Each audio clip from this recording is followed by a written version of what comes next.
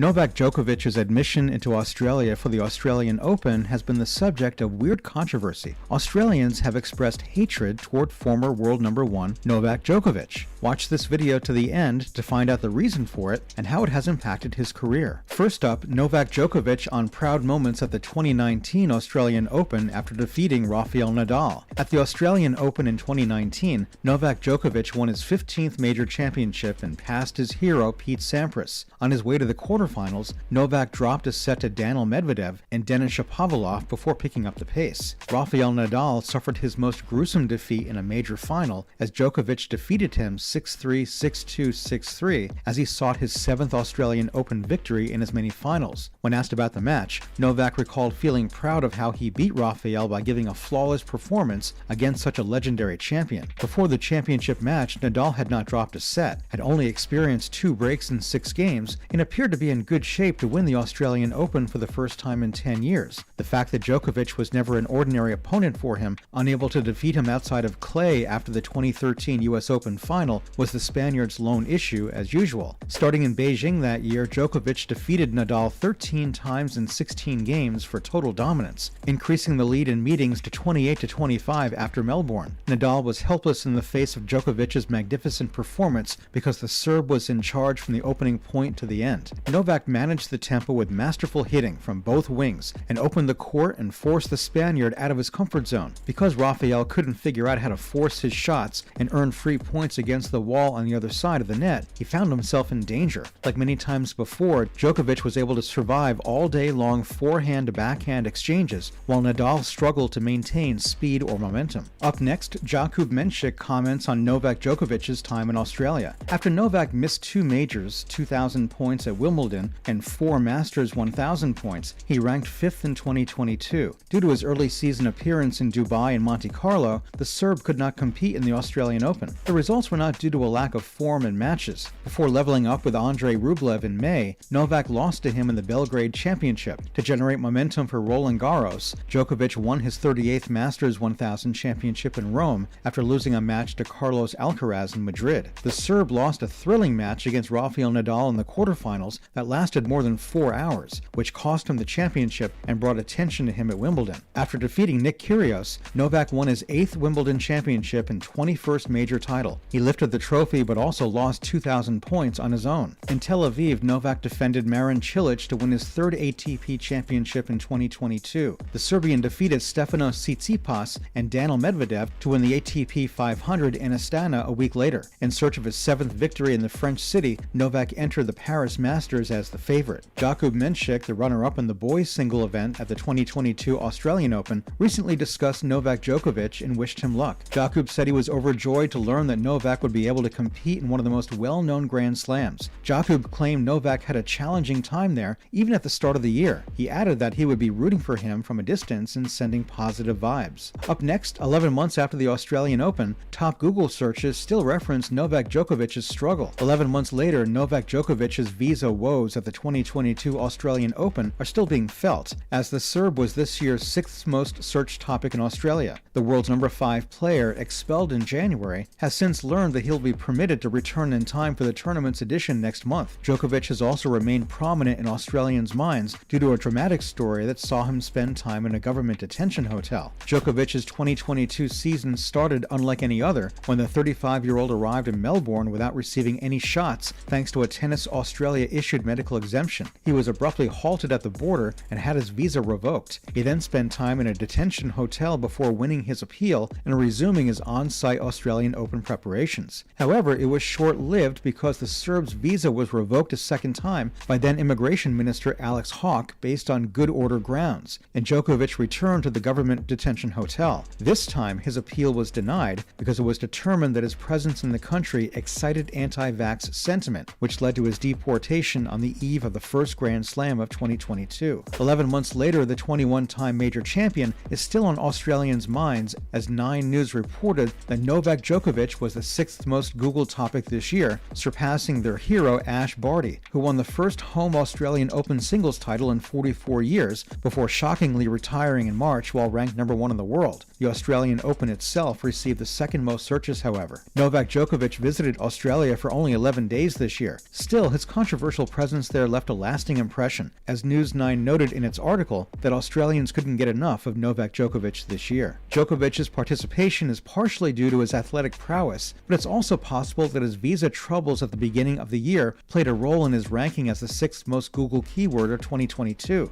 Despite many attempts to remain in the country to compete in the Australian Open, Djokovic was notoriously deported from Australia back in January due to his anti-vaccination stance. The world's number 5 learned that he could officially return for the 2023 Australian Open after lifting his 3-year ban from entering the country. Searches will undoubtedly have risen once more in recent weeks. Djokovic will begin his season on January 2nd at the Adelaide International before returning to Melbourne Park to win a remarkable 10th Aussie Open Championship, which would also help him tie Rafael Nadal's record of 22 Grand Slam victories in the men's singles category. Up next, why do Australians hate Novak Djokovic? Because he had the guts to do what the majority of them did not and stand up for himself, Novak Djokovic is currently the target of hatred from the entire nation. Novak's stand has simply served to draw attention to the fact that for the past 2 years, millions of Australians have tolerated abuse, and nobody wants to acknowledge that. Demonizing a Serbian millionaire who stood up is much simpler than admitting that politicians and health bureaucrats have intimidated Australians into submission. Who else could account for the irrational response to the world's best tennis player being permitted to defend his Australian Open title? And how else to explain the joyous reaction to his subsequent visa denial? A Victorian journalist tweeted that if they still had crowds at the Australian Open by the time it starts, it's the duty of every Australian to boo Novak furiously between sets when it was announced that he would be permitted to compete in Australia. It's only illogical to order 14,000 people standing underneath the roof of the Rod Laver Arena to protest because of an airborne infection. In response, a well-known journalist from Melbourne tweeted that the Australian Open was an event fans were terrified to come to in the first place and wouldn't want to attend now. People were worried that the Grand Slam champion who had received medical clearance may enter a fenced-off court, cough during a rally, and spread the disease to everyone in the stadium. Nobody genuinely thought Novak posed a health concern. Furthermore, no one thought that expelling him would protect Australians. Insisting that a person's medical information should be kept private was Novak's offense. Novak successfully presented his case to the Victorian Health Department as well as a panel of 6 independent doctors and was given a clean bill of health and was permitted to practice his trade as a result. While the Australians all agreed to make a continuous stream of injections a requirement of being able to earn a living, Novak battled for and won the right to do so on his own terms. Finally, how will Australia react to Novak Djokovic? Looking back, Novak Djokovic recalls a particularly tumultuous season. The former world number 1 paid a high price for refusing to get vaccinated against the coronavirus, missing the US Open and the Australian Open as a result. The Serbian phenomenon lost all the American Masters 1000 events in Indian Wells, Miami, Montreal, and Cincinnati, and his reputation was severely damaged. The 35-year-old Belgrade native confessed during his final press conference of 2022 that he needed more time to develop his rhythm and confidence. Starting from Wimbledon, where he won his 7th title by tying Pete Sampras, the best null was once more evident. The Internazionale BNL d'Italia, the ATP 500 in Astana, the ATP 250 in Tel Aviv, and the ATP Finals in Turin were all victories for the 21-time Grand Slam champion in 2018. The Joker has also been given permission to visit Australia the following month. The protege of Goran Ivanisevic will compete in the ATP 250 in Adelaide before going in search of his 10th title in Melbourne Park. Novak Djokovic is unsure if he was formally permitted to compete in the Australian Open a few weeks ago after the territory's 3-year ban was lifted by Andrew Giles, the new Minister of Immigration. How will they welcome him? Resolve Strategic's survey provides the first part of the solution. Only 30% of those surveyed support his arrival. Despite being still fairly low, the number has gone up from 14% in January of last year. 41% of Australians think he shouldn't be allowed to enter the nation and compete in the first Grand Slam of the year in Melbourne, while 29% are undecided about the matter. Craig Tiley, the tournament's director, sneaked a message to the general public. According to world number 14 Cameron Norrie, Novak Djokovic is the man to beat in 2023. He said Novak Djokovic would be the challenger next year and that he participated in a small number of tournaments but still had a fantastic season. He added he had a lot of respect for him because of what he accomplished to close the year. Do you think it is enough reason for Australians to hate former world number 1 star Novak Djokovic? Let us know what your thoughts are in the comments section. Don't forget to like this video and subscribe to this channel. Thanks for watching. See you in the next video.